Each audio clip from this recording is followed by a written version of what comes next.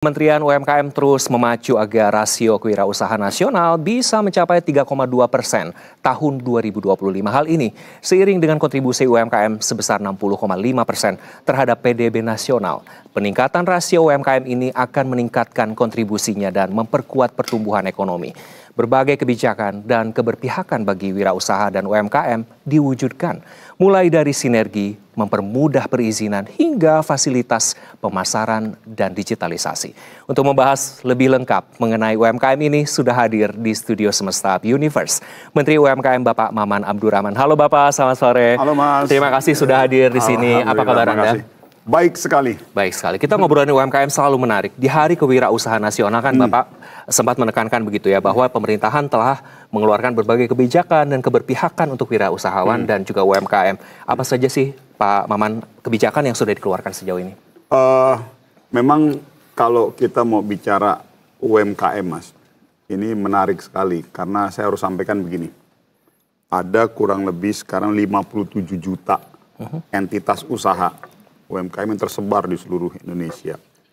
Kontribusi sektor UMKM kepada PDB kita itu kurang lebih 60-an% kontribusi. Penyerapan tenaga kerja dari sektor UMKM ini kurang lebih 90-an%. Memberikan penyerapan peluang pekerjaan kepada masyarakat kita. Artinya melihat dari 3 indikator ini dahsyat. Di tengah, kalau tadi kan sudah disampaikan oleh Mas, rasio kewirausahaan kita sebetulnya belum signifikan sekali. Masih jauh dari target dan dari beberapa negara-negara lain. Kita masih di angka 3,06. Nah, target kita tahun ini kita mau kejar di 3,1, 2029 kita mau kejar di 3,6%. Poin yang saya mau bilang bahwa dengan kondisi rasio kewirausahaan yang sekarang ini saja, sudah memberikan kontribusi yang dahsyat dan luar biasa seperti itu.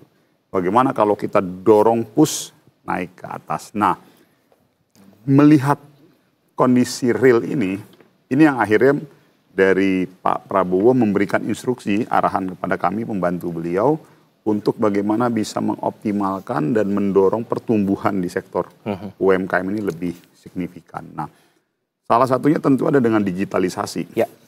Karena kita sadar Mas, cepat atau lambat tantangan hari ini adalah digitalisasi. Digitalisasi sudah tidak bisa lagi kita lihat sebagai lawan ataupun apapun itu, tapi kita harus mampu beradaptasi dengan tantangan digitalisasi ini.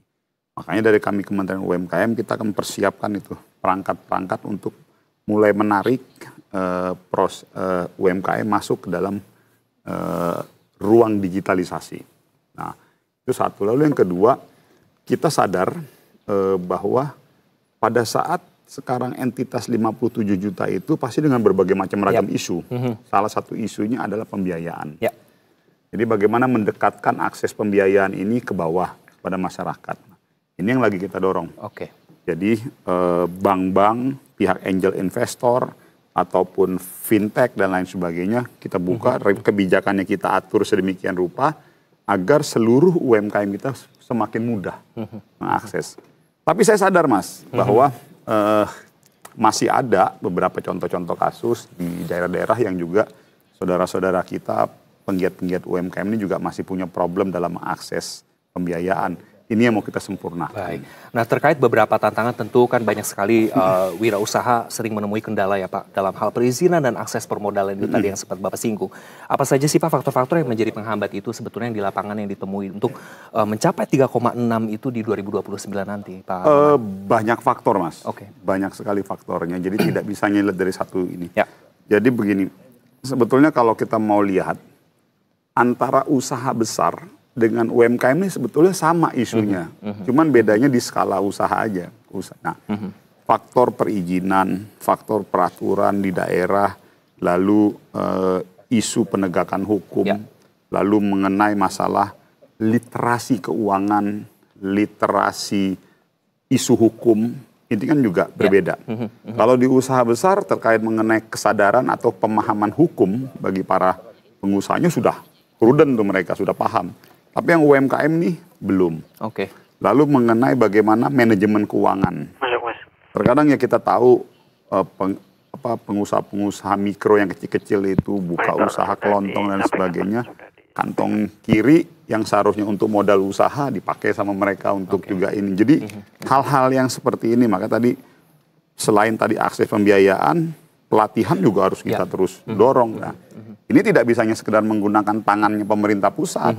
Tentunya tangan pemerintah provinsi dan tangan pemerintah kabupaten kota harus kita dorong. Dan yang terakhir loh Mas, membuka akses pasar. Kemarin alhamdulillah saya baru habis pulang dari Blok M. Ya. Kan hub-hub itu kan sudah dibuka tuh. Jadi dari Bekasi, LRT kita dari Bekasi dari mana sudah mulai masuk. Blok M sudah menjadi central hub. Berarti kan itu akan menjadi titik pertemuan arus traffic publik yang menggunakan public transportation. Itu kan ruang tuh, ruang market usaha. Yang dulunya sepi, nah sekarang udah rame, nah itu kan kita dorong tuh. Jadi UMKM-UMKM dari semua makanan, minuman, baju, pakaian, segala macam udah mulai kita dorong ke situ. Menarik sekali. Tadi Bapak juga menyinggung bahwa ini bukan hanya tugas pemerintah, bahwa seluruh stakeholder terkait, termasuk kolaborasi, sinergi, dan juga untuk ke perguruan tinggi untuk melahirkan wirausahawan UMKM yang luar biasa. Bagaimana Anda melihat sinergi dan kolaborasi sejauh ini terkait melahirkan wirausahawan yang luar biasa ini, Pak? Itu harga mati, Mas. Oke. Kolaborasi pemerintah pusat, provinsi, kabupaten, kota itu menjadi kata kunci yang paling utama. Oke. Karena syukur alhamdulillah ya di era Pak Prabowo ini kan sudah memulai itu dengan retret kita di level kementerian, retret pemprovnya, pemerintah kepala daerah itu juga sudah mulai dibikin tuh. Nah ini ada impact positifnya, akhirnya komunikasi kita dengan kepala-kepala daerah punya satu rasa dan kesepahaman yang sama. Oke. Bahwa pemerintah pusat tidak bisa berdiri sendiri tanpa support dukungan pemerintah provinsi dan kabupaten. Begitu juga sebaliknya. Pemerintah kabupaten dan pemerintah provinsi juga tidak bisa berdiri sendiri tanpa dukungan pusat. Nah, semua ini kolaborasi ini dalam rangka tadi itu untuk mendukung meningkat dan naiknya rasio kewirausahaan. Nah, kalau rasio kewirausahaan ini udah naik, impact secara ekonomi juga semakin besar. Contoh kita lihat, daerah-daerah yang memang diisi dengan para pedagang-pedagang itu kecenderungannya maju. Kita perhatikan, ada di beberapa sektor-sektor di daerah-daerah di Jakarta ini aja contoh di beberapa daerah, kalau isinya para pengusaha dan pedagang baik itu UMKM dan juga besar, itu cenderung daerahnya akan naik dan tumbuh. Terdongkrak. Pak, tadi kan sudah dijelaskan bagaimana sebetulnya progres, tantangan, strategi, begitu juga sinergi. Terakhir, Pak Maman, mimpi besar Anda untuk wirausaha dan juga UMKM di Indonesia? Ya tentunya saya, kalau tanya ke saya, mimpi saya adalah semua pengusaha-pengusaha UMKM kita bisa berdaya. Jadi berdaya dalam konteks mereka bisa berjualan, memasarkan produk, dan tentunya produk-produk yang memang dihasilkan asli dari produk lokal negara kita. Karena begini, kalau ada juga pengusaha UMKM yang memang dia menjual produk dari luar, dijual di sini. Tetapi impact ekonomi akan menjadi lebih besar kalau mereka menjual produk yang hasil dari produksi manufaktur dalam negeri. Nah ini yang saya menginginkan ke arah ke sana karena implikasi ekonomi dan penyerapan tenaga kerjanya akan semakin besar kalau dia betul-betul memanufaktur, memproduksi atau membuat produknya di negara kita sendiri. Dari kita untuk meningkatkan perekonomian Indonesia. Pak Maman, terima kasih sudah berbagi bersama kami dan terima kasih sudah hadir di studio Semesta Universe ini, luar biasa. Kami ingin menyerahkan token of appreciation kepada Bapak. Izin Bapak untuk berdiri. Ini sebagai kenang-kenangan bahwa Bapak adalah salah satu narasumber pertama yang juga hadir di Universe. Iya nih, studio keren. Mohon diterima Bapak.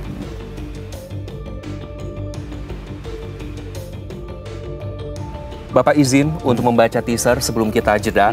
Bapak membaca sebelum kita break. Ya Pak, silakan. 3, 2, 1, Pak Maman.